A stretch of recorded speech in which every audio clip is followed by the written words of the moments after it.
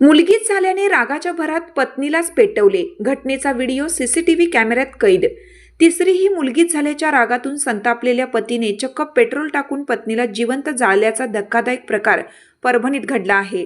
या धक्कादायक घटनेचे सीसीटीव्ही फुटेज आता समोर आलं असून सर्वत्र खळबळ उडाली आहे.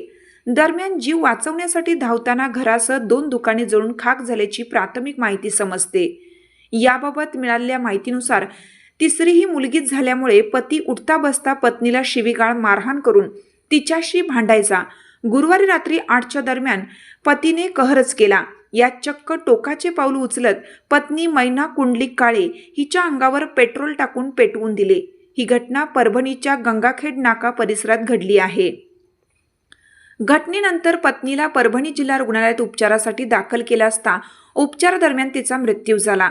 दरम्यान मृत महिला मैना काळे या पेटलेल्या अवस्थेत घराबाहेर पडताना आणि दुकानात शिरतानाचे धक्कादायक असे सीसीटीव्ही फुटेज व्हायरल झालं आहे. एवढ्या क्रूरपणे आपल्या पत्नीचा जीव घेणाऱ्या कुंडलिक काळेविषयी सध्या प्रचंड संताप व्यक्त केला जात आहे.